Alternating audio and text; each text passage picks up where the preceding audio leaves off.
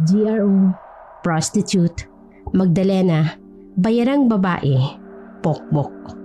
Ilan lang yan sa mga tawag sa babaeng nagbibenta ng kanilang katawan para sa ikaliligaya ng mga kalalakihan. Oras, katawan, ganda at lakas ng loob ang kanilang puhunan sa klase ng trabahong yon. Ika rin ng karamihan ay kapit sa patalim. Yan lang naman ang trabaho ng babaeng bumihag sa puso ni Joseph na mula sa Tarlac. Maging si Joseph ay hindi niya akalain na magugustuhan niya ang isang babaeng tawagin na lamang daw natin na bayaran nga. Isang beses pa lang na nakikita ni Joseph ang babae. Hindi na siya nito pinapatulog sa bawat gabi na lumilipas. Alam niya sa sarili niya na kailangan niya muling makita ang babae at makilala. Kaya naman, matapos ang shift niya ng gabing yun, ay nahanap niya ang kanyang sarili na nagmamadaling ipinapasok sa loob ng kanyang bag ang kanyang mga gamit. Napansin yun ng kaibigan at pinsan niyang si Lloyd, kaya agad siya nitong nilapitan. Mukhang nagmamadali ka na naman ha. Saan ka pa pupunta? Huwag ka nga magulo. May emergency lang ako kaya ako nagmamadali. Bakit ka nagmamadali? Uy, pupunta ka na naman dun sa bar, no? Ha? Huwag kang maingay. Baka mamaya niyan may makarinig sa'yo. Nakakaya. Baka kung anong isipin nila sa akin. O bakit? Hindi ba totoo? Hindi ah. Pumupunta lang ako doon para uminom. Hindi ba pwedeng uminom doon? Umiinom ba o dahil dun sa kinikwento mong babae? Mabilis na tinakpan ni Joseph ang bibig ng kaibigan niya para pahintuin ito sa balak na pagsasalita. Ano ka ba? Sabi ko huwag kang maingay. Oo na, hindi na. Baon ng kamay mo, pre. Baka hininga mo lang yan, loko-loko. Nagpatuloy muli si Joseph sa kanyang pag-aayos ng gamit. Pero ngayon ay mas binilisan niya ang ginagawa niya para tuluyan na siyang makaalis doon at hindi na maabala pa ng kaibigan. Pero ano pa nga bang aasahan niya sa pagiging madaldal at pakialamero ng kaibigan niyang si Lloyd? Alam ba yun ang airmat mo, pre? Akala ko ba may babae siyang inirereto sa'yo? Yung anak nung amiga niya. Sino nga uli yun? Si Isabel. Oo, tama. Si Isabel nga. O diba, mamamanhikan ka na sa susunod na buwan sa kanila? Si mama lang naman may gusto sa babaeng yun. Hindi ko naman yung gusto. Pero pumayag ka na mapalapit sa babaeng yun. Kasi nga, hindi ko naman pwedeng suwayin ang gusto ni mama. Alam mo naman kung gaano ka gusto ni mama na makapag-asawa ako ng may mataas sa pinag-aralang katulad ko. Yun na nga Sinusunod mo na yung gusto ni tita. Bakit? Bakit ka pupunta dun sa bar? Para lang makita yung babaeng GRO dun. Ano ba? Sabi ko nung umiinom lang ako dun. Ang kulit mo talaga. Sige na, aalis na ako. Napansin ni Joseph na may sasabihin pa sana ang kaibigan niyang si Lloyd. Pero hindi niya na yun pinansin at nagmamadali na siyang umalis. Agad siyang sumakay sa kanyang kotse at nagmaneho papunta sa bar kung saan tila naging parokyano na siya. Pagkarating niya doon, marami na agad na tao siyang nakikita. Agad na din siyang humanap at umuko pa ng isang lamesa para sa kanyang sarili na malapit sa may stage. Nang may dumaan na isang waiter na lalaki, agad niya itong pinigilan at tinawag. Waiter? Yes, boss. Nakapagsayaw na ba yung babae? Yung may tato na paro-paro sa balikat? Si Miss number 13 ba, sir? Alam mo ang pangalan nun? Naku, boss, hindi ho Hindi ho allowed po sa mga waiter na katulad namin ang makilala yung mga babaeng nagtatrabaho rito. Kung gusto nyo ho, kausapin nyo yung road manager namin, yung mga babae. Kung gusto nyo po na maitable yun. Kung may katanungan pa kayo, sir, tungkol sa kanila. Nandito ba yung boss na tinutukoy mo? Yes, so gusto nyo po tawagin ko po siya? Sige. Order na rin ako ng isang beer. Sige ho, sir. Pakihintay na lang po, sir, ha? Hahanapin ko lang muna yung boss namin, si Boss Kaloy. Sige. Matsagangang naghintay si Joseph sa lamesa niya. Hindi niya maipaliwanag kung bakit ba gustong-gusto niyang makilala ang babaeng yon. Napapalunok pa siya ng laway sa kaba na hindi niya maintindihan kung saan nagmumula. Maya-maya pa ay namatay bigla yung ilaw at tanging ilaw na lang sa stage ang nakabukas. Doon ay natigilan si Joseph nang mamukhaan niyang babaeng lumabas doon na nakasuot ng pulang two-piece. Ayun siya. Nakita ko na naman siya. Mabuti na lang. Nakita ko siya uli. Kahit malakas ang palakpakan sa paligid dahil sa sexing pagsasayaw ng babae sa stage, tanging ang malakas lang na tibok ng puso ni Joseph ang kanyang naririnig. Pero natanggal din niya ang atensyon sa kanyang pinapanood. Nang dumating na yung waiter, kasunod ang isang matandang lalaki na nakasalamin pa. Boss, eto na nga pala yung order niyo po, oh. Kasama ko din po si Boss Kaloy. Salamat. Sige boss, may iwan ko na po kayo. Mabilis na umisod ng konti si Joseph sa kanyang inuupuan para makaupo ang matandang lalaki. Agad siyang uminom muna ng kanyang alak para mawala ng konting kanyang nararamdaman. Hanggang sa magsasalita na sana siya, pero naunahan siyang umimik noong matandang lalaki. Sino sa mga alaga ko ang gusto mo? Pero ipapaalala ko lang, iba-iba ang presyo nila. Depende sa mapili. Gusto ko ho siya. Sino? Siya ho. Walang pagdadalawang isip na itinuro nga ni Joseph ang babaeng nagsasayaw pa din sa stage. Si Mariposa? Mariposa ba ang tunay niyang pangalan? Hindi mo na kailangan malaman kung ano man ang tunay niyang pangalan. Tawagin mo na lamang siyang Mariposa dahil yun ang pangalan niya dito sa bar. Pero, siya ba talaga ang gusto mo? Marami pa naman ako ibang mga alaga dyan. Baka siya lang yung nakikita mo kaya akala mo wala ka ng ibang mapagpipilian. Hindi ho, boss. Siya ho talaga yung gusto ko. Medyo may edad na kasi yan, iho. Kung hindi mo natatanong, mukhang bata lang yan. Mas marami akong babae dyan na mas bata kesa kay Mariposa. Siya ho talaga yung gusto ko eh.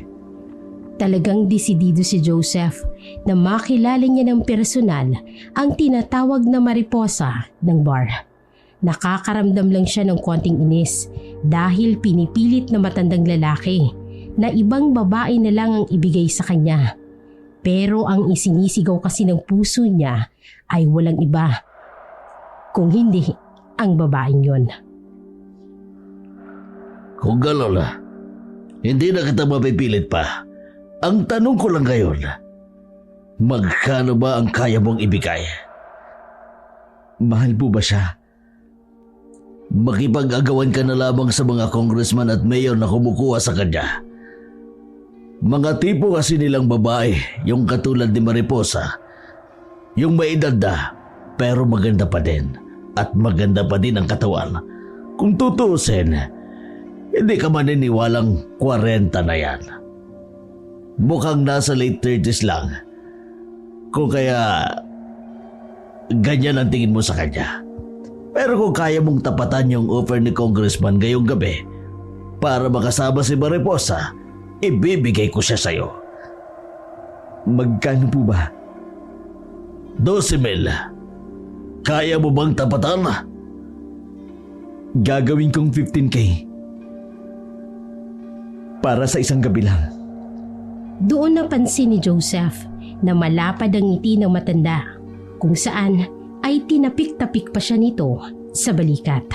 Halatang nagustuhan nito ang inoffer niyang pera. Gusto kita, bata. Mukhang patay na patay ka sa isa sa mga alaga ko. Sige, ibibigay ko sa'yo ngayon si Mariposa.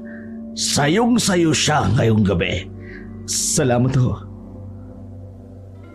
Kakausapin ko lang muna ang handler niya para ma-refund yung ibinayad ng pera ni Congressman. Kung gusto mo, sumama ka na rin sa akin sa loob. Pwede ho ba? Oo naman, para maisama mo na siya kagad. At sige ho. Napuno ng tuwa ang puso ni Joseph dahil sa wakas, mula sa palihim niya lang na panonood sa bar, ay makikita niya na at makikilala niya na ang babaeng hindi nagpapatulog sa kanya ng ilang gabi. Sa labas lang ng silid naghintay si Joseph. Doon kasi siya iniwan ng matandang boss para hintayin na lamang ang paglabas daw ni Mariposa. Hindi naman kasi siya pwedeng pumasok sa mismong loob dahil doon abalang nagbibihis sa mga babaeng sasalang sa pagsasayaw. Sa loob nun ay may narinig si Joseph, isang baklang nagsasalita na sa tingin niya ayun yung handler na tinutukoy na matandang lalaki kanina. Dahil nasa labas nga lang siya mismo ng kwarto, rinig na rinig niya tuloy ang pinag-uusapan ng mga ito. Mariposa! Bakit ho, mamita? Magbalik ka ng damit. Ha? Bakit? May last dance pa ako. Hindi ka na lalabas. Hindi mo natatapusin ang production mo. Last dance mo na yung labas mo kanina. Ano? Anong ibig mong sabihin, mamita? Bakit? Nagmamadili ba yung congressman? Hindi. May ibang bumili na magdamag mo. Alam mo ba, nakipag-bidding yung boylet doon kay Boss Kaloy. Nagbayad siya ng mas pataas kaysa doon sa ibinay ni congressman. Ha? Sino? Baka mayor yan, ha? Hindi Iba ito. Yummy ito. Pangkets. Medyo naalarma ng konti si Joseph nang wala siyang marinig mula kay Mariposa. Pakiramdam tuloy ni Joseph ay hindi masayang babae nang malaman niyang ibang nag-book ng gabi nito. Napatanong tuloy siya sa kanyang sarili. Ayaw niyo ba ng ibang customer? Mas gusto niyo ba yung congressman na tinutukoy nila? Ngunit nang marinig muli ni Joseph na nagsalita yung bakla, doon siya muling nakinig. Hoy! Hindi ka ba masaya? Masaya naman, mamita.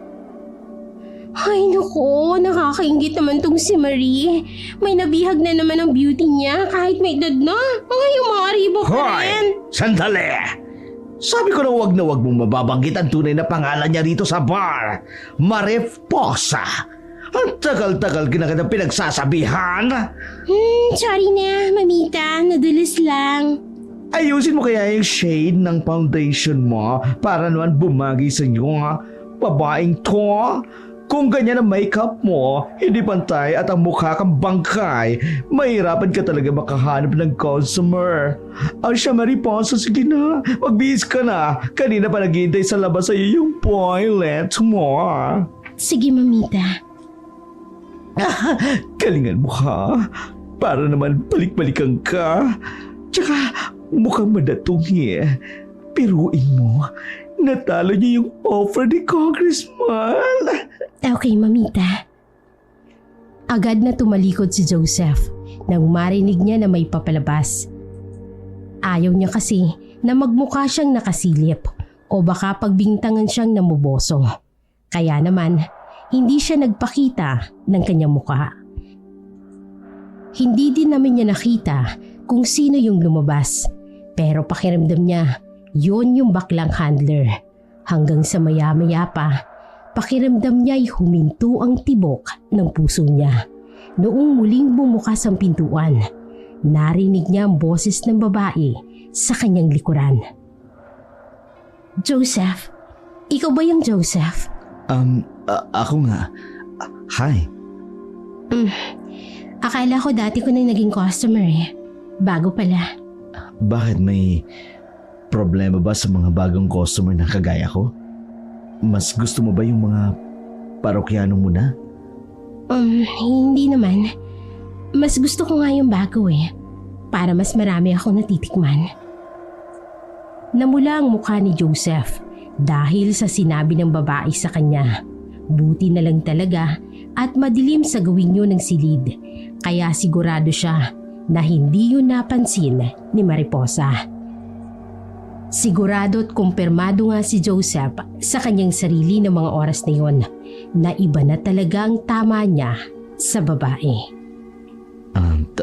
Tara na ba? Sige ba? Lumabas na sila ng bar at nagtungo sa parking lot. Pinagbuksan niya pa ito ng pinto ng kotse hanggang sa tuluyan na nga silang umalis ng lugar na yun. Kung saan niya dadalhin ang babae, hindi pa sigurado si Joseph. Basta ang tanging alam lang ni Joseph, gusto niya itong masolo at mas makilala pa ng masinsinan at ng mas malalim. Buong akala ni Joseph ay magiging tahimik lang ang buong biyahe nila dahil nga hindi niya alam kung papaano makapagbubukas ng topic na mapag-uusapan. Pero muntik nang lumukso ang puso niya dahil sa tuwa nang biglang magsalita si Mariposa. Bago ka lang ba sa bar? Parang hindi pa kita nakikita noon eh. Hindi. Actually, pangatlong beses ko nang pumunta sa bar na yun. Talaga? Bago lang kasi ang mukha mo para sa akin. Baka hindi mo lang matandaan. Pero nung unang araw ko sa bar, nagkasalubong pa nga yung mga mata natin habang nasa stage ka. Nung nakita kita nung gabi na yun sa bar na yun, alam ko kaagad na kakaiba ka. Ang lakas ng aura mo. Kaya pala ano? Kaya pala nagbayad ka ng malaki para lang mailabas ako ngayong gabi. Nalaman ko na malaki pala yung binayad mo para lang maagaw mo ko dun sa totoong booking ko ngayon. Masama ba yun? Hindi naman. Katulad nga ng sabi ko, mas gusto ko yung ibang customer naman para marami akong matikman. Lagi na lang kasi akong binubook ng congressman. Siya nga pala.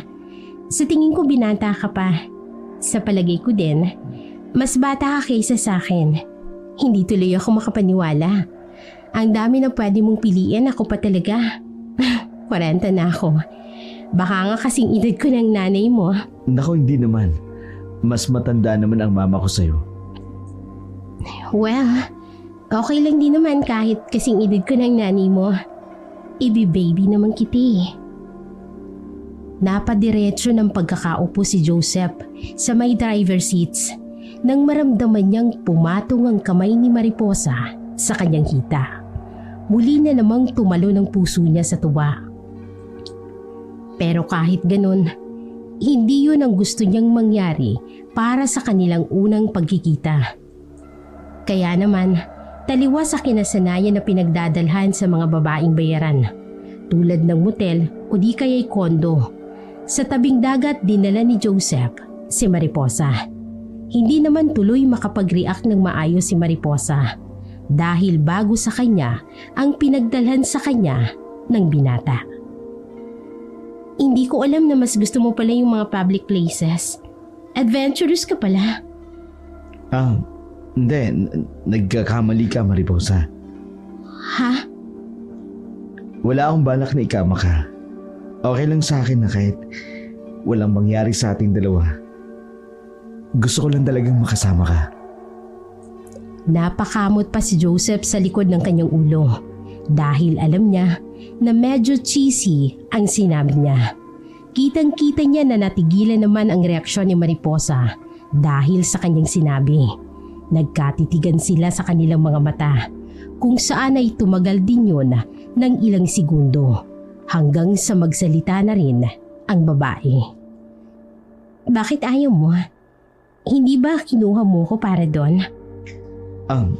Hindi naman para doon. Katulad ng sinabi ko, gusto ko lang masolo kita. Gusto ko mas makilala pa kita ng malalim, Mariposa. Anong gagawin natin dito kung hindi tayo maglalaplapan? Mag-uusap lang. Huwag mo sabihin, virgin ka pa. Syempre may experience na ako. At hindi naman ibig sabihin nun, ayoko na kahit kailan. Syempre gusto ko rin naman may mangyari sa atin, pero old school kasi ako eh. Gusto ko dahan-dahan lang ang lahat. Sige, kung yan ang gusto mo. Customer is always right. Halika, maupo ka. Inalalaya ni Joseph si Marie na maupo sa hulihang bahagi ng kanyang kotse habang nakaharap sila sa dagat. Gaya nga ng gustong mangyari ni Joseph, walang nangyari sa pagitan nila ni Marie. Matapos ang kanilang konting pag-uusap at pagkakakilanlan sa isa't isa, niyaya niya na ding umuwi si Marie. Ngunit buong akala niya ay magpapahati dito sa bahay nito. Pero pinabalik nito sa bar para doon na lamang siya ihatid. Pagkarating doon ay pinagbuksan niya pa ng pinto si Marie. Salamat sa time mo, Mariposa. Ano ka ba? Sinabi ko naman sa iyo. Marie na lang itawag mo sa akin. Oo nga pala. At saka huwag ka magpasalamat, no? Binayaran mo naman ako.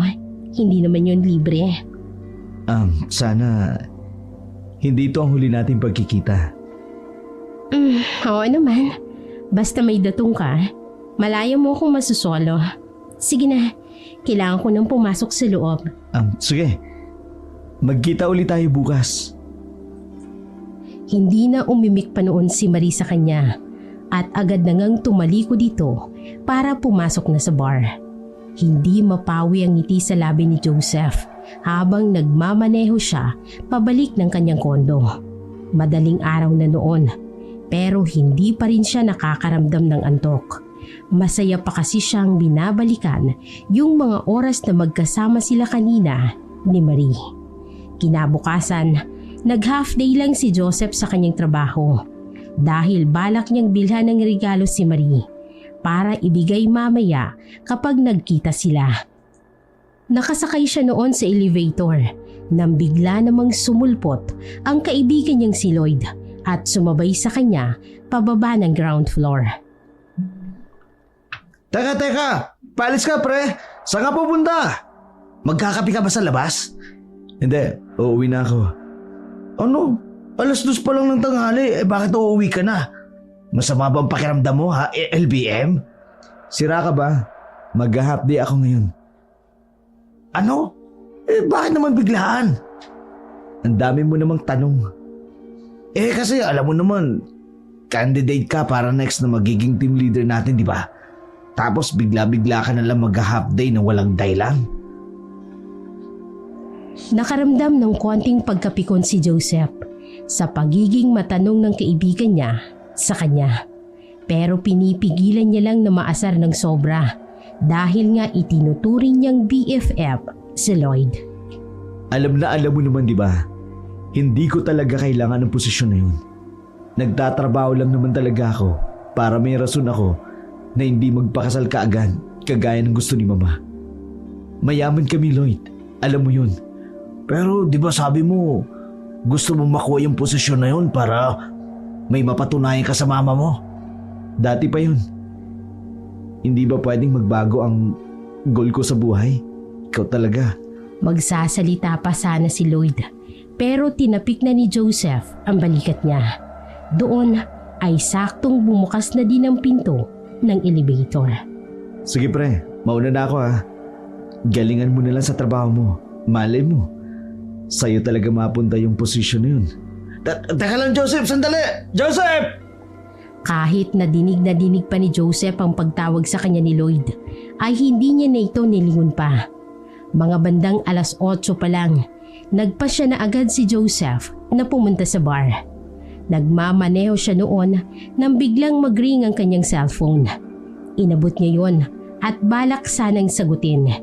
Pero nang makita niyang tumatawag ang kanyang ina, kaya naman mas pinili na lang ni Joseph na wag na yung sagutin pa. Mukhang alam niya na kasi kung ano ang balak sabihin ng ina sa kanya at wala siyang oras para intindihin yon. Pasipol-sipol siyang nagmamaneho hanggang sa makarating siya sa may bar na yon. Bit-bit niya sa kanyang kamay ang isang maliit na bouquet ng bulaklak at ang isang puting paper bag. Ngunit agad na natigilan si Joseph nang makita niyang sarado yung bar. May mga nakaparadang 2 mobile ng pulis. Nataranta si Joseph at naisip niya na baka nire-raid ang bar at mapahamak si Marie. Kaya naman, walang pagdadalawang isip na agad siyang pumasok sa loob. Pagpasok niya sa loob, nandoon yung matandang lalaki na si Buscaloy habang kausap ang dalawang pulis. Teka, ayun siya! Siya yung kasama ni Mariposa kagabi. Kayo ba ang totoong kasama ng GRO sa bar na yun? May code name na Mariposa? Oo, ako nga ho. Kasama ko siya kagabi. Baka anong oras at gaano kayo katagal na magkasama? Magdamag! Sir, kayo ho ba ang kausap ko? Itong lalaki ang kausap ko, kaya pwede ho ba huwag kayong sumabat? Uulitin ko, hanggang anong oras kasama mo ang GRO na nagngangalang Mariposa? Tama po ang sinabi niya, magdamag ho. Magdamag ko ho siyang kasama. Napansin ni Joseph na nagkatinginan muna ang dalawang pulis na kaharap niya. Bago nito isinulat sa hawak nitong notepad ang sinabi niya. Maaari bang kunin namin ang iyong pangalan at numero para kapag kailangan namin ng kunin ang statement ninyo, matawagan namin kayo? Pwede naman ho. Pwede ko bang malaman kung ano po nangyari? Natagpuang patay ang isang congressman. Wala na itong buhay at wakwak na ang kanyang tiyan. Natagpuan ito sa loob ng kotse nito. Nakuha namin yung tracking device na madalas pumupunta ang matandang congressman at meron siyang laging inilalabas sa babae. Si Mariposa ngayon. Ang sinasabi niyo ba'y suspect sa pagpatay si Mariposa? Maaaring gano'n na nga. Kaya kami nag-iimbisiga. Malabo ho yun. Kasama ko siya kagabi. Kaya nga ho, tatawagan muna namin kayo para kunin ang iyong buong statement para malinis ang pangalan niya. Nasaan ngayon si Mariposa? Dinakip niyo siya? Hindi. Dahil wala kaming sapat na ebidensya na magtuturo sa kanya. Nandito lang naman kami para magtanong-tanong. Dahil sapat na din naman ang nakuha naming impormasyon. Kaya mauna na kami. Maraming salamat sa pakikipagtulungan niyo sa amin. Nang umalis ang dalawang pulis, ay agad na hinarap ni Joseph ang boss ng bar na si Buscaloy. Narinig niyo pa ang pagrireklamo nito habang naglalakad papalayo. Ang malas naman! Kailangan ko pang isarado ang barko ngayong gabi dahil sa walang kwentang investigasyon na yun. Sayang ng kita, sayang ng pera. Mabilis na hinabol ni Joseph ang matanda at pinigilan nito na makapagpatuloy sa paglalakad. Teka lang ho.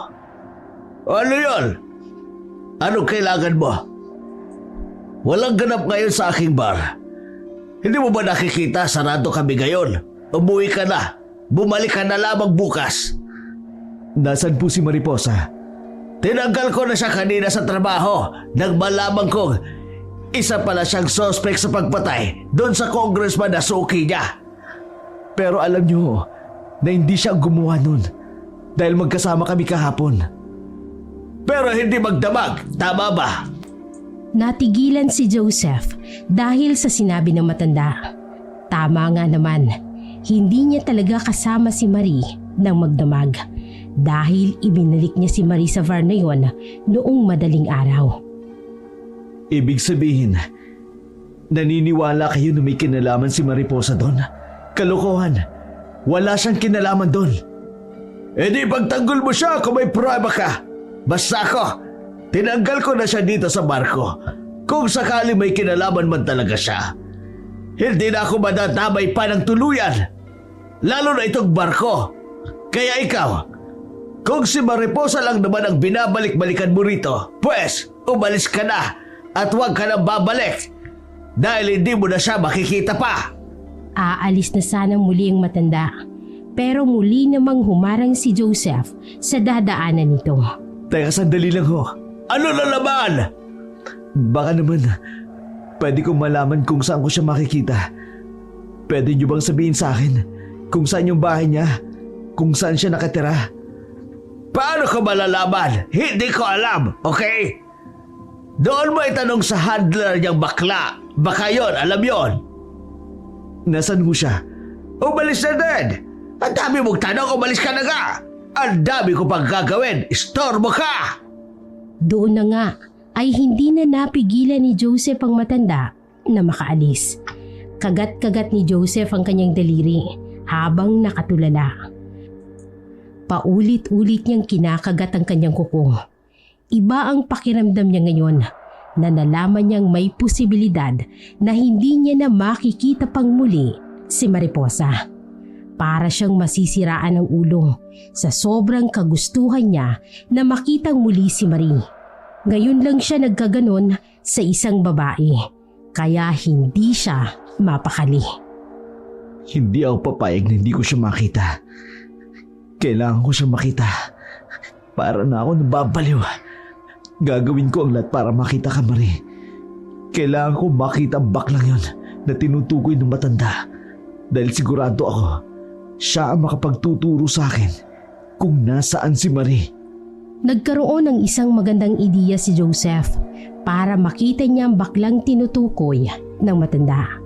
Doon ay hindi na siya umalis sa parking lot ng bar at nagpa siya na doon na siya magmamanman.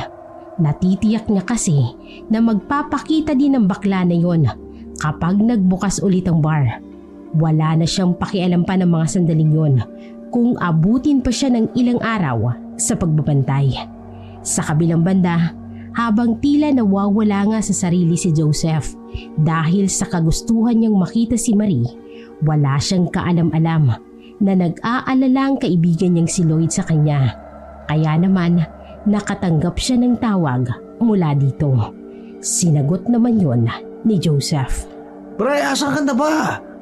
Bakit di ka pumasok sa trabaho? Nandito ako ngayon sa harap ng kondo mo. Kanina pa ako nagdodoorbell, walang sumasagot. Nasaan ka ba? May malaga akong ginagawa. Ano pa naman ang inaatupag mo, Joseph? Napapabayaan mo ng trabaho mo. Kapag may babae kang magugustuhan, kapag hindi mo nakikita, huwag mong sabihin wala ka rin gagawin. Ano ba pinagsasabi mo? Para kang nasisiraan ng ulo dyan. Masisiraan talaga ako ng ulo kapag hindi ko siya makita. Ano? Teka, hello? Joseph! Joseph! Hello! Napailing-iling na lang si Lloyd nang mamatay yung tawag. Sinubukan niyang tawagan ulit si Joseph, pero out of coverage na ito. Ano ba talagang nangyayari sa lalaking yun? Nag-aalala na ako. Dapat ko na ba itong sabihin o ipaalam sa nanay niya? Mali ito. Nagbunga naman ang halos magtatatlong araw na pagbabantay ni Joseph sa bar dahil nakita niya ang baklang napapaligiran ng mga kababaihan. Minamanmanan niya lang muna ito sa una. Nakumpirma niya na may-ari din ito ng isang lumang kotse na kulay blue. Doon, inaral ni Joseph ang kanyang mga susunod na hakbang at ang kanyang plano. Tsinempohan niya noong gabi na lumabas sa kotse at pasimpleng lumapit sa kotse ng bakla. Laking tuwa naman ni Joseph nang malaman niyang hindi nakalak ang pinto ng kotse, lalo na sa may backseat. Doon na siya nagtago. Mga bandang madaling araw noon, sumakay ang bakla sa kanyang kotse kung saan doon ay biglang lumitaw si Joseph at tinutukan siya ng isang maliit na kutsilyo sa liig. Sino ka? Huwag ka maingay. Kung ayaw mong lagyan kita ng gripo sa liig mo. Sino ka? Ano kailangan mo sa akin? Kunin mo lang lahat ng pera ko. Huwag mo lang akong papatayin. Hindi naman talaga gawain ni Joseph ang ginagawa niya. Pero dahil desperado na talaga siyang mahanap si Marie, kaya nagawa niya ang bagay na yon. Tila wala na talaga siya sa kanyang sariling katinoan. Hindi ko kailangan ng pera mo. Kung gano'n, ako ba kailangan mo? Ano ba kailangan mo? Sabihin mo lang. Basta wag mo lang akong papatayin. Saan ang bahay ni Marie? Ituro mo sa akin. Si Marie! Nagkatinginan pa ang kanilang mga mata sa rearview mirror ng kotse. Inalala ni Mamita kung saan niya nakita ang lalaking gumagawa noon sa kanya, pero hindi niya talaga maalala ito. Ano kailangan mo kay Marie? Huwag mo siyang hanapin. Mapapahamak ka lang. Bakit ako mapapahamak? Dahil naniniwala kayo na may kinalaman siya sa pagkamatay ni Congressman? Dahil meron talaga. Hindi ko kailangan ng opinion mo. Ituro mo sa akin kung saan ang bahay niya. Kung hindi, papatayin talaga kita. Paandarin mo ang kotse. Lalong ibinao ni Joseph ang kutsilyo sa liig ng bakla, kaya kapansin-pansin na mas lalong natakot ito. Ito na! Ipagmamaneho na kita! Bilisan mo. Gusto ko siyang makita. Mabilis ngang nagmaneho si Mamita patungo sa bahay ng alam niyang tinitirhan ni Marie. Buong biyahe, nakatutok pa rin sa kanyang liig ang kutsilyo. Kaya naman tanging sunod-sunod lang na paglunok ang ginagawa niya. Hindi nagtagal, bumagal na din ang takbo ng sasakyan hanggang sa tuluyan na yung huminto. Doon ang bahay niya. Yung may itim na pinto. Sigurado ka ba? Hindi mo ba ako nililigaw lang? Hindi. Sigurado ako na dyan ang bahay niya. Sige, makakaalis ka na. Bababa na sana noon si Joseph sa kotse, pero muling nagsalita ang bakla. Ikaw ang nagdala sa sarili mo sa kapahamakan. Mukhang hindi ka na makakataka sa kanya. Ano bang sinasabi mo? Totoo may kinalaman siya sa pagkamatay ni Congressman. Nakita mismo ng mga mata ko yung paglilinis siya ng katawan ng punong-puno ng dugo noong madaling araw. Nakita ko mismo yun ng mata ko. Kaya nang marinig kong namatay yung Congressman, naniwala ako na siyang kumuha noon. Tigil-tigilan mo sa paninira mo kay Marie. Hindi ko kailangan ng kasinungalingan mo, Leche! Hindi ko alam kung paano kanya napiyag ng ganyan para hindi ka maniwala sa sinasabi ko, pero pinapalaan kita. Kung ayaw mong maniwala, pues, nasa iyo na yun. Hindi nilang pinansin pa ni Joseph yun at tuluyan ng bumaba ng sasakyan. Mabilis din na nagpaharurot ng takbo ng kotse ang bakla hanggang sa tuluyan na itong umalis. Sa loob-loob ni Joseph, hindi niya maipaliwanag kung bakit lumalabas lang sa kabilang tenga niya ang naririnig niyang masasama tungkol kay Marie. Para bang wala siyang pakialam. Ang mahalaga lang sa kanya ang muli itong makita. At ngayon, nasa harapan na siya ng bahay ng dalaga. Hindi na siya makapaghintay na masilayan muli ang ganda nito. Doon ay agad na nga siyang lumapit sa may pinto. Kinatok yun ng ilang ulit. Nung unay wala siyang naririnig na kumikilos mula sa loob, kaya patuloy pa din ang kanyang pagkatok. Hanggang sa ilang segundo nang lumipas, unti-unti nang bumukas ang pinto. Hindi yun binuksan ng malaki. Sumilip lang ang mata nito sa konting siwang. Otomatikong napangiti si Joseph nang matanaw niyang muli si Marie. Hello, Marie. Joseph? Anong ginagawa mo dito? Doon palang binuksan ng malaki ni Marie ang pintuan at saka pinapasok sa loob. Paano mo nahanap ang bahay ko? Gumawa ako ng paraan para makita kita. Bakit? Sinabi ko na sa'yo. Gusto kitang makita muli. Natanggal na ako sa trabaho ko. Alam ko. May malaking problema lang na nangyari. Alam ko din ang tungkol doon. Anong ginagawa mo dito? Baka madamay ka pa sa gulong kinasasangkutan ko. Hindi ako naniniwala na may kinalaman ka sa bagay na yun. Paano ka naman nakasisiguro?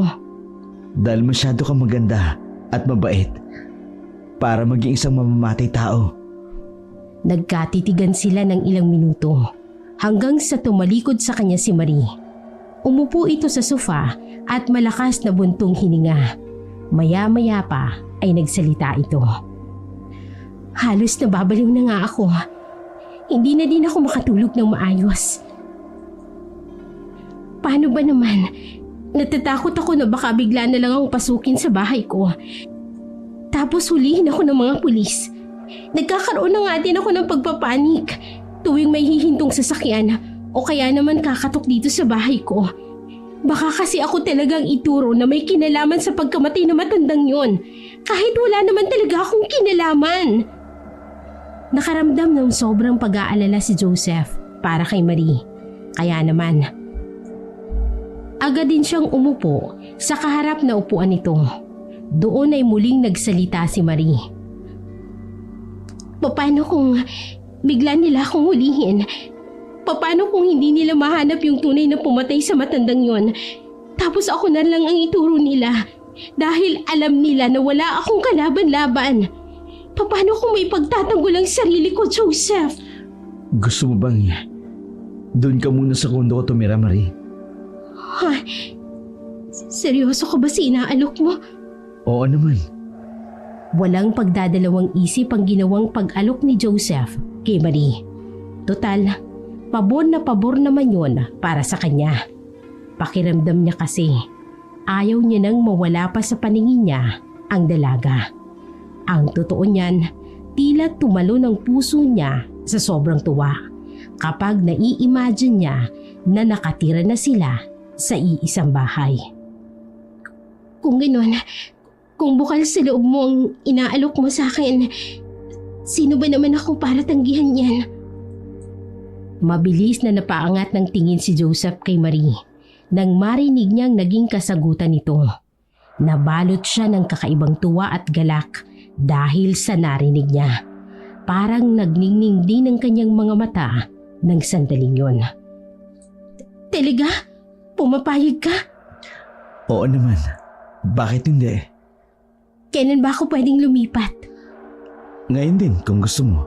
Sige, gusto ko yan. Mabuti kung ganun.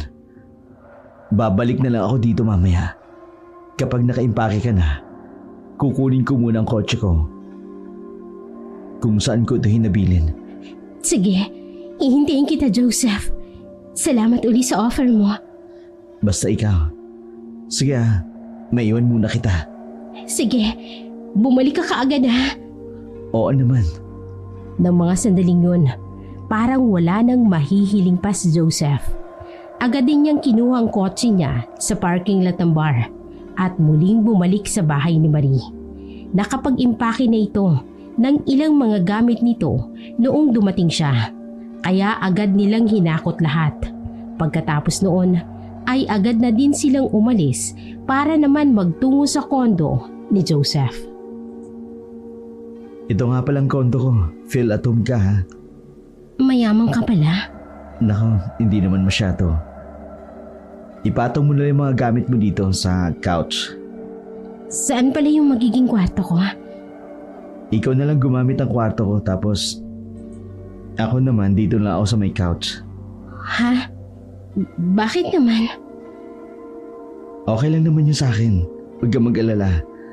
Malambot at malaki naman tong couch kaya kasyang-kasya ako. Pero pwede naman tayo magtabi na lang. Natigilan si Joseph dahil sa sinabi ni Marie. Hindi niya inaasahan na ito mismong mag-aalok sa kanya na magtabi na lang sila sa iisang kama.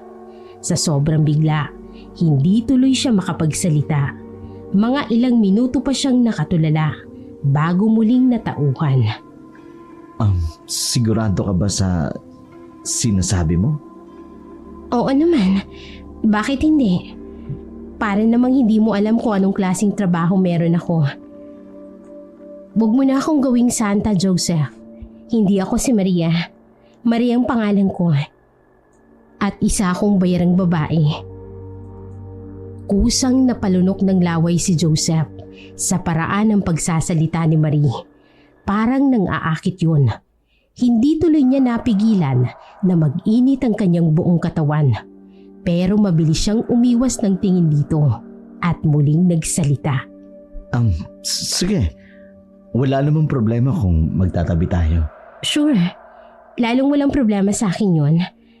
Saan nga pala ang banyo mo? Maliligo na muna ako. Ang lagkit na kasi ng katawan ko. Dumiretso ka lang dyan. Makikita mo agad yung banyo. Sige. Napapapaypay at napapapahid na lang si Joseph ng kanyang pawis dahil sa init ng kanyang nararamdaman.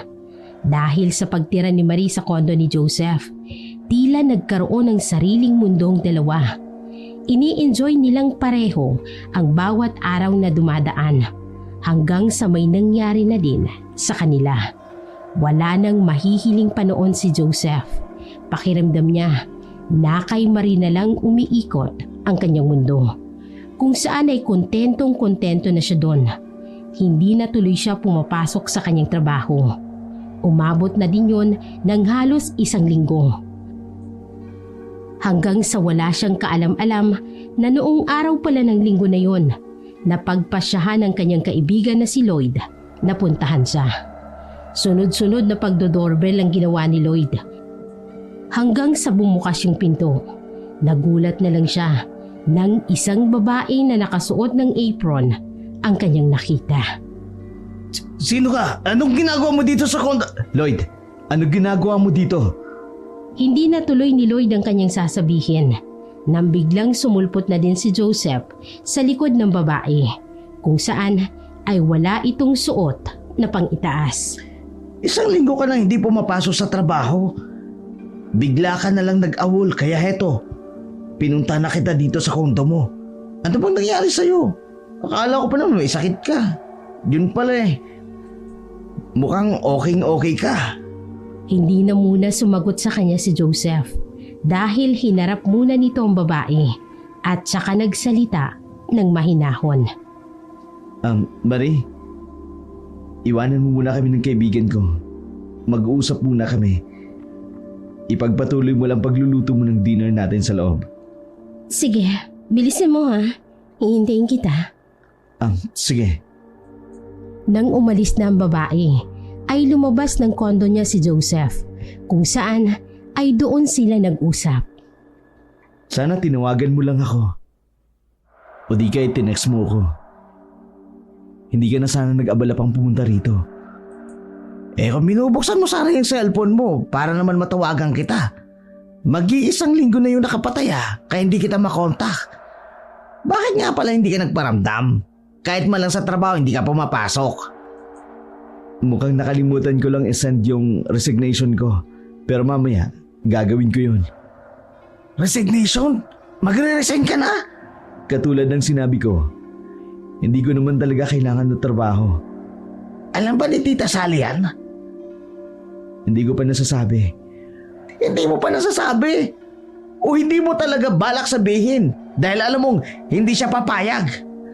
Ay, bakit ba masyado kang pakialamero? Dahil nakikita kong nasisira ang buhay mo, Joseph. Ano bang nangyayari sa'yo? Tsaka sino yung babae kasama mo, ha? Yun ba yung babaeng bayaran sa bar? Mabilis na hinawakan ni Joseph ang kwelyo ng damit ni Lloyd. Kaya naman agad na natigilan si Lloyd. Lalo na, kitang-kita niya ang panlilisik ng mga mata nito sa kanya. Para namang nag-iibang taong kaharap niya ngayon. Wag mong pagsasabihan ng ganun si Marie. Hindi inamin mo din na siya nga yung babaeng yun na nasa bar. Sinisira mo talaga ang buhay mo, pre. Hindi ako makapaniwala na nagiging ganito ka. Samantalang ang taas-taas dati ng pangarap mo. Malakas lang naman ang loob mo ngayon. Dahil alam mong kargo ka din ni Tita Sally. Lalo yung mga gastusin pati yung kondo mo. Pero tingnan lang natin kung kakayanin mo pa rin tumayo sa sarili mong mga paa kapag hindi ka niya nasinuportahan. Talagang pakialamero ka, no? Dumapo ang kamao ni Joseph sa pisngi ni Lloyd dahil sa lakas ng suntok nito. Kaya mabilis na napaupo si Lloyd sa sahig. Hawak-hawak niya ang labi niyang dumugo. Pero kahit ganon, hindi niya yun ininda at muli itong tumayo. Hinarap niya ang tila mabangis na ngayon na si Joseph. Pakialamero na kung pakialamero. Pero wag mong kalilimutan. Hindi mo ako basta-basta kaibigan ng Joseph. Pinsan mo ako. Kadugo mo ako. Kaya may paki ako sa'yo. Tumalikod na noon si Lloyd at naglakad papalayo. Narinig pa niyang huling sigaw sa kanya ni Joseph. Huwag na huwag ka nang babalik dito. Kung hindi, makakatikim ka talaga sa akin. Pakialamero! Halos magtaas baba ang dibdib ni Joseph dahil sa galit at inis na nararamdaman niya nang pumasok siyang muli sa kanyang kondo. Doon ay agad na lumapit sa kanya si Marie. Sino bang pakailamerong yun? Kaibigan ko. Hindi kanya dapat kinaganon, Joseph. Hindi kanya dapat pinakikialaman. Dapat siyang turuan ng leksyon. Hayaan mo na siya. Sigurado ako hindi na yun babalik. Hindi. Dapat siyang magtanda.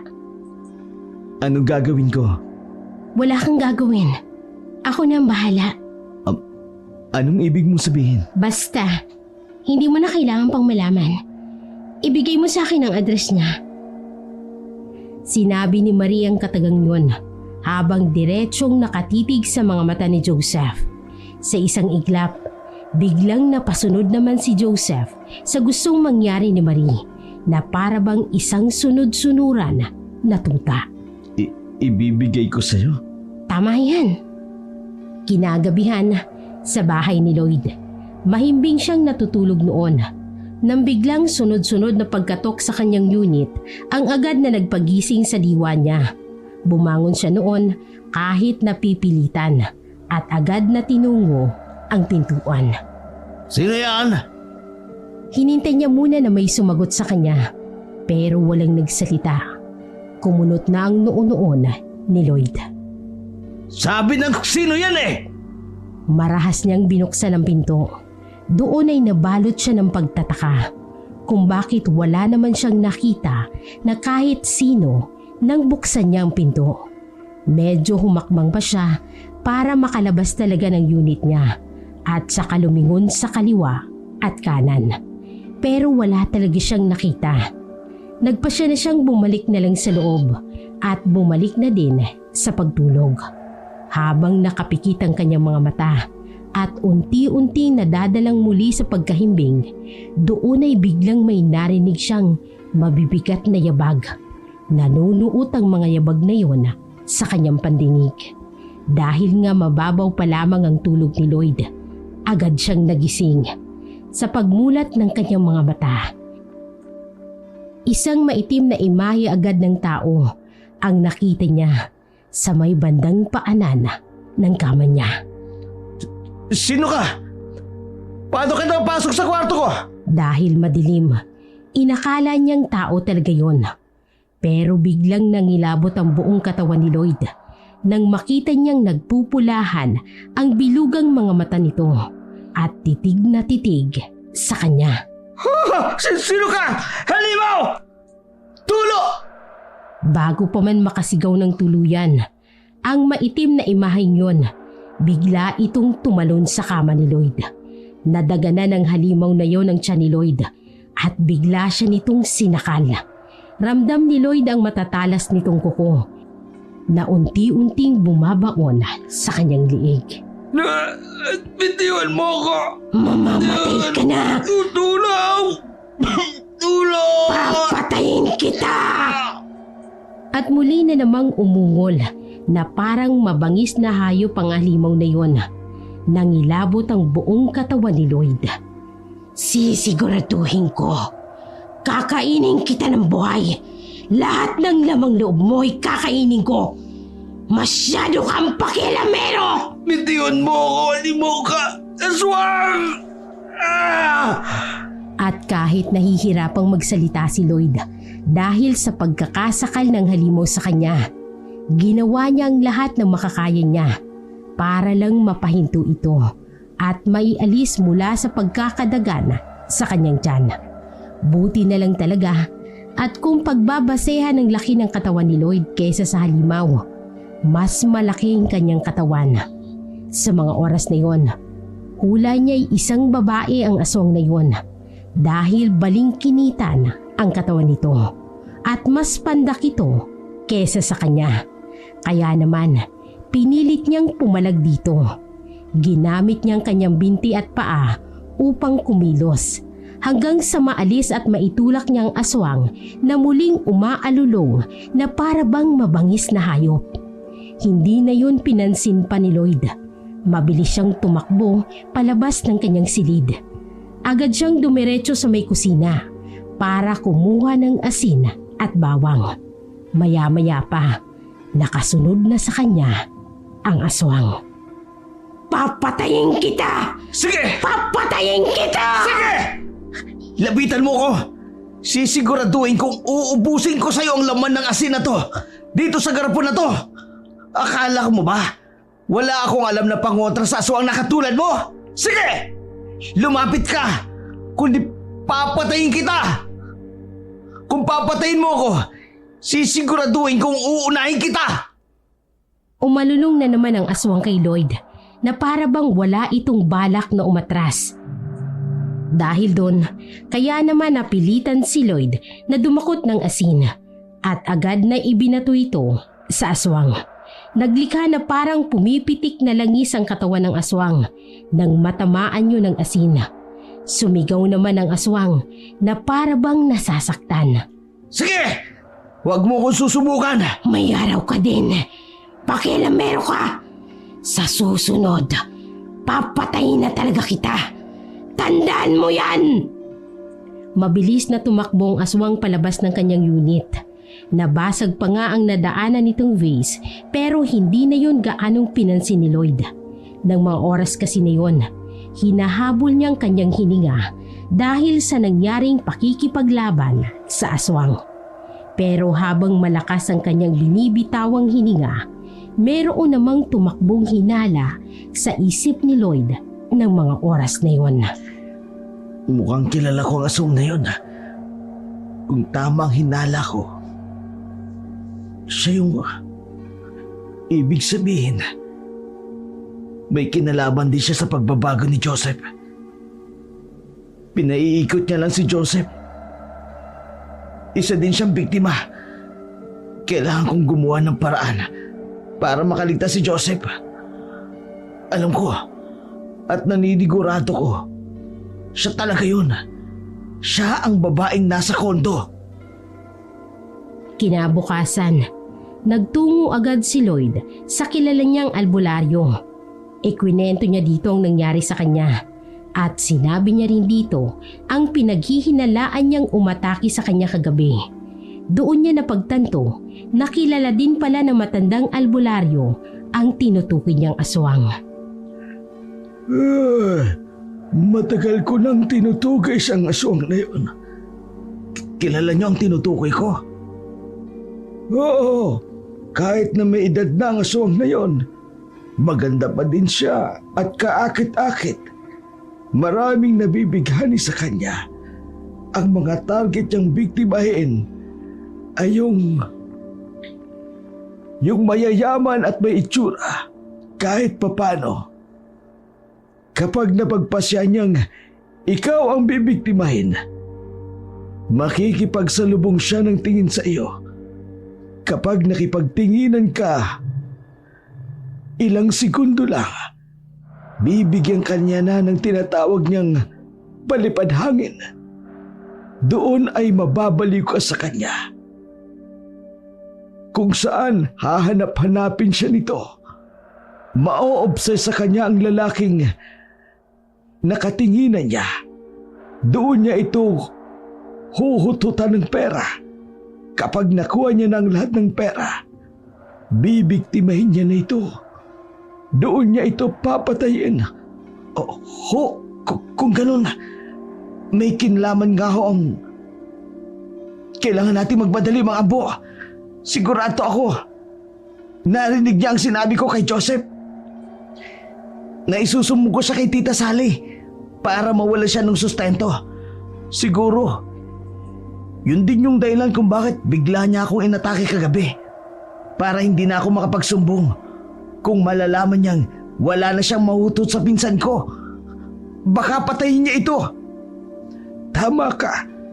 Kailangan nga nating magmadali. Kukunin ko lang ang mga gamit na dadaling ko. Bumili ka ng maraming asin tsaka bawang. Sige o mga bo. Mabilis ngang nagmaneho ng kanyang kotse si Lloyd habang nasa tabi niya si Mang Ambo. Seryosong kanilang mga ekspresyon noon hanggang sa magsalitang muli ang matanda. Pagkarating natin doon, ikaw nang bahala sa pinsan mo ha.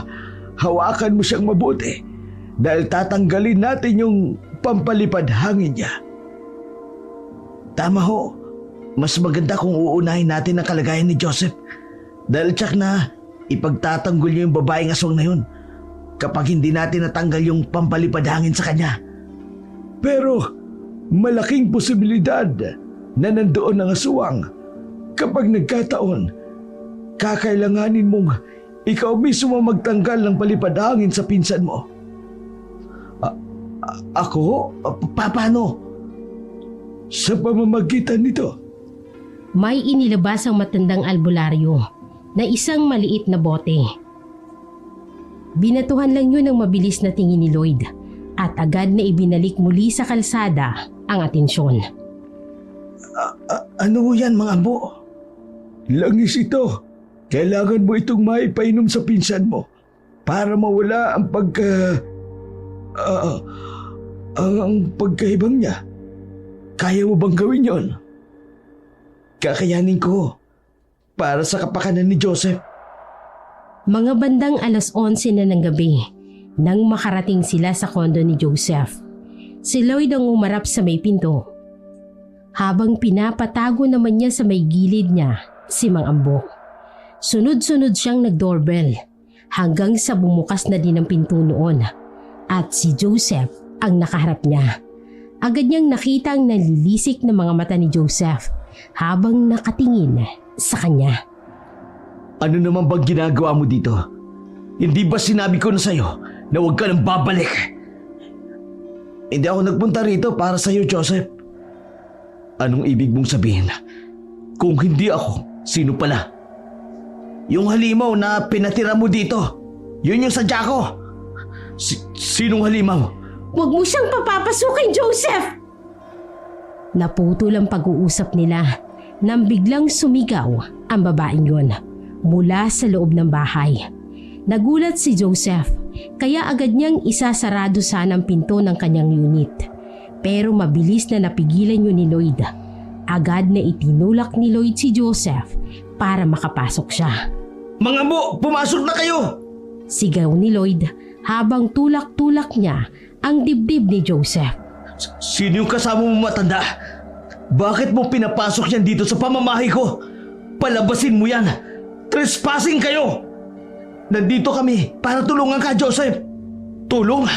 Hindi ko kailangan ng tulong ninyo. Ano ba? Bitiwan mo nga ako! Habang pilit na pumapalag si Joseph kay Lloyd. Sa kabilang banda naman, magkaharap na ngayon ang matandang albularyo at ang aswang na si Marie. Nanlilisik ang mga mata ni Marie ng mga oras na iyon na parang paunti-unti din siyang nagpapakawala ng mababangis na tunog kahit nasaan yung tao pa rin siya.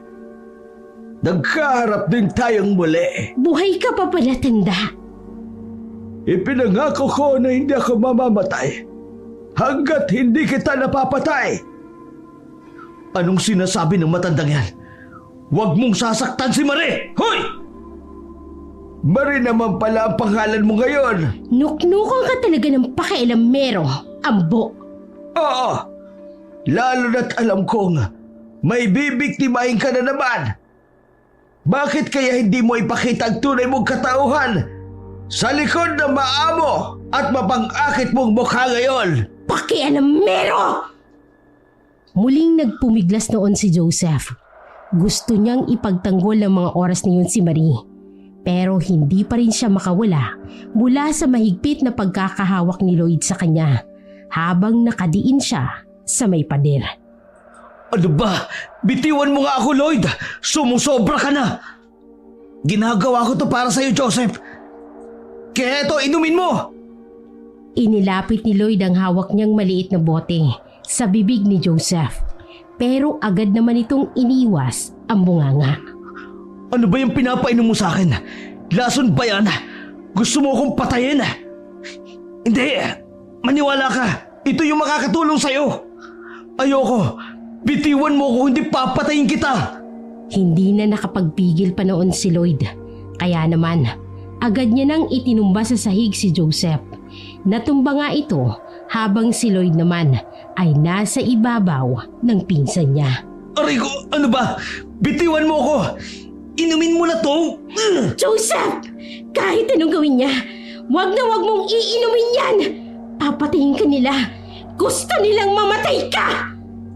Lalong mas nagpumigla si Joseph ng mga sandaling yun.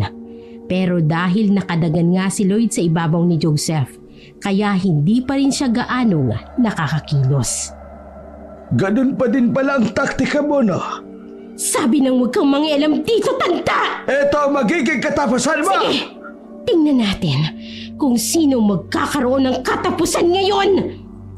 Sinimulang ilabas ni Mang Ambong buntot pagi na daladala niya na nasa kanyang bayong. Sa kabilang kamay naman niya ay nandoon ang dinakot niyang asin na agad niyang isinaboy sa katawan ng aswang. Marie! Marie! Sabi na huwag mo siyang sasaktan! Nang sumigaw si Joseph, doon naman nakakuha ng pagkakataon si Lloyd na itaktak sa nakabukang bibig ni Joseph ang hawak niyang langis. At dahil nakahiga nga ng mga sandaling yun si Joseph, nagtuloy-tuloy ang langis na yon hanggang sa lalamunan niya. Nung una, ay pinilit pang isuka ni Joseph yon. Pero wala na siyang nagawa pa dahil nalunok niya na yon. Doon palang umalis si Lloyd mula sa pagkakapatong niya sa pinsan niya. Mga pakilamero! Wala ka ng habol sa lalaking binihag mo! Matatanggal na ngayon ang ibinigay mong bulong! Pwes, papatayin ko kayong lahat!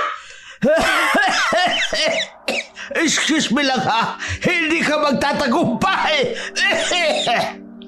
Sa isang iglap, doon na unti-unting nagbago ang anyo ni Marie. Ang kanyang mahaba at unat na buhok ay naging kulot at buhaghag. Kapansin-pansin na din ngayon ang kakaibang haba ng kuko ng kamay nito na matatalas din.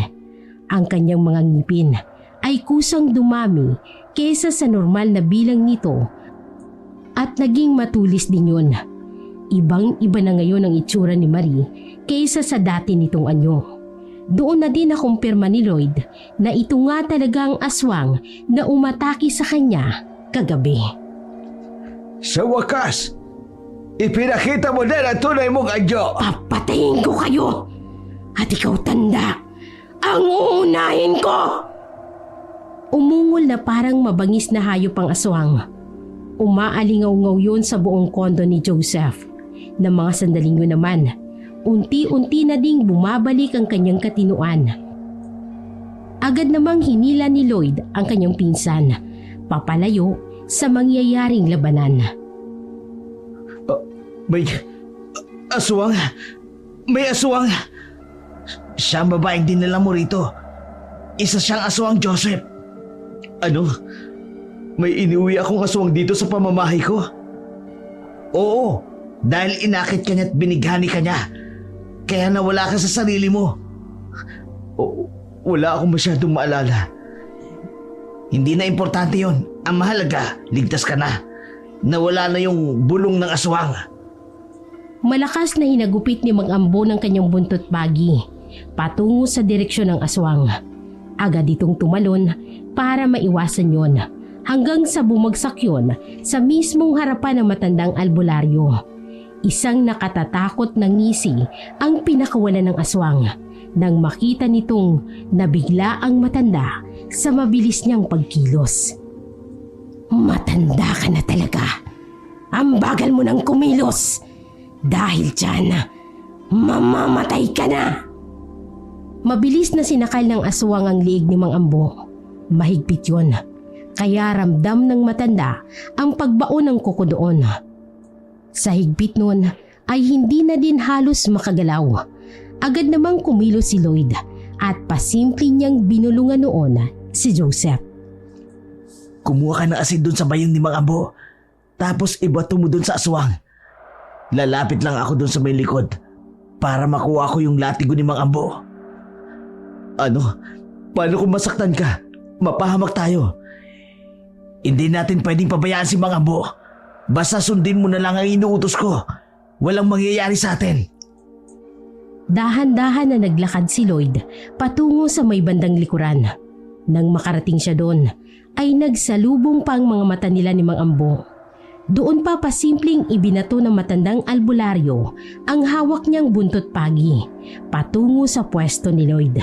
Agad naman na nasaluyo ni Lloyd at isang malakas na paglatigo ang ginawa niya sa may bandang likuran ng aswang. Nang mga sandaling yun, ay doon palang nabitawan ng aswang si Mang Ambo at malakas na sumigaw.